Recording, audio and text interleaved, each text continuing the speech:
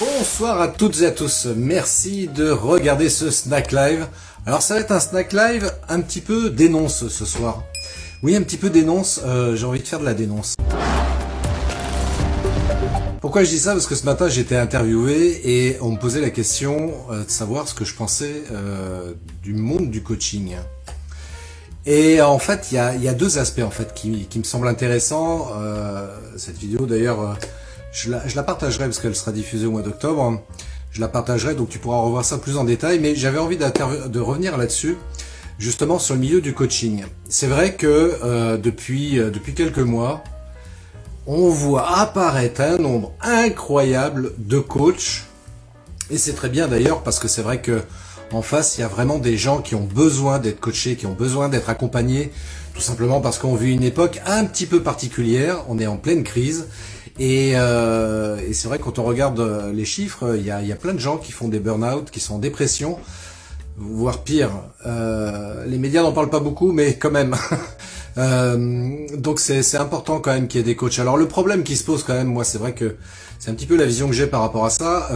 Les coachs, il y en a beaucoup qui sont vraiment très très bien, qui sont brillants, qui sont très bons dans leur domaine.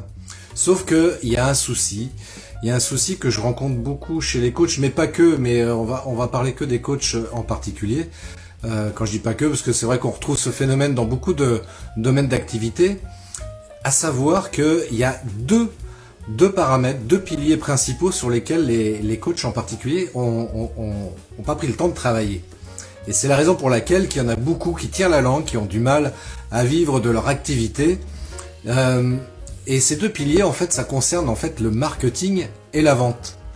Voilà, le marketing et la vente, ce sont quand même deux choses indispensables à connaître, j'oserais dire à maîtriser, parce que c'est vrai que quand on est à son compte, quand on est entrepreneur, on peut pas se passer de marketing, on peut pas se passer de l'aspect commercial, parce que c'est comme ça qu'on va pouvoir prospecter efficacement et trouver des clients. Et puis au niveau du marketing, c'est pareil, tu vois, on a besoin de savoir communiquer correctement si on veut pouvoir être visible, être remarqué sur le digital en particulier. Donc ouais, c'est un petit peu le défaut, la faille que beaucoup de coachs ont par rapport à ça. Et sans parler aussi de tous ceux qui, comme d'habitude, mais il n'y a rien de nouveau, encore une fois, par rapport à ça. Dès qu'il y a un phénomène de mode, entre guillemets, beaucoup se jettent là-dessus en se disant c'est là où je vais pouvoir me faire un maximum de fric. Et oui, ça existe aussi, ça. Hein, dans le coaching, il y a des gens bienveillants, il y a des gens qui arrivent avec de bonnes intentions, puis il y en a d'autres. Il y a tous ceux qui se disent, tiens, c'est l'opportunité pour moi de me faire de l'argent.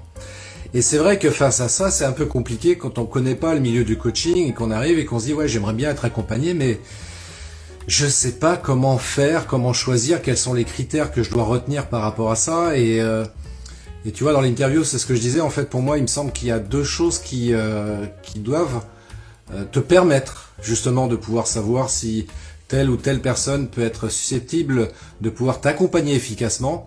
Le premier, déjà, écoute ton cœur, hein, prends le téléphone et puis discute avec la personne. Et si tu sens que le feeling passe pas, laisse tomber, c'est pas grave. C'est pas grave, il y a beaucoup de coachs sur le marché, donc il y a vraiment du choix. Et puis peut-être aussi le deuxième critère qui me semble aussi intéressant, c'est d'aller fouiller un petit peu, de voir ce coach un petit peu qu'est-ce qu'il fait, voir s'il est présent sur internet, sur les réseaux sociaux aussi, parce que ça aussi j'ai vu ça comme ça, des gens apparaître en tant que coach, et puis quand tu regardes sur le web, tu te dis mais ils sont où, ils font quoi? C'est compliqué pour arriver à trouver des informations sur ces personnes qui se prétendent coach. Donc s'il n'y a pas d'antériorité, s'il n'y a pas de diffusion, de publication, parce que tu vois, s'il y a bien un truc qui est quand même vachement important, dans le business en général et sur les réseaux sociaux en particulier, il faut donner pour recevoir. Voilà.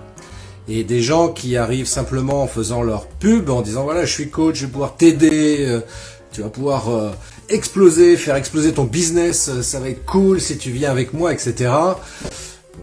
Ouais, mais tu me donnes pas un petit échantillon, un petit quelque chose, je sais pas, un e-book, des vidéos sur une chaîne YouTube par exemple.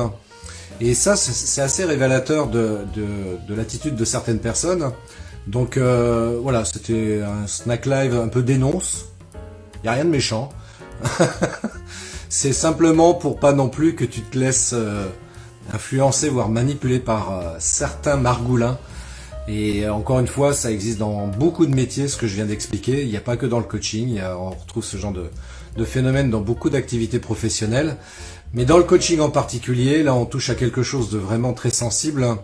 Et on peut pas se permettre comme ça de jouer avec les émotions, avec les gens tout simplement. Et ça me paraît trop délicat. Donc voilà, j'avais envie de faire un petit peu de dénonce là-dessus. Si tu as envie d'échanger avec moi et en discuter, j'en serais ravi. T'hésites pas, tu viens sur christophetrain.fr et puis je me ferai un plaisir d'en discuter avec toi. Et puis d'ici là, hein, porte-toi bien, prends bien soin de toi et puis très belle fin de journée, très belle journée. Tout dépend à quel moment tu regardes cette vidéo. Et puis à très très bientôt pour un prochain Snack Live. Ciao!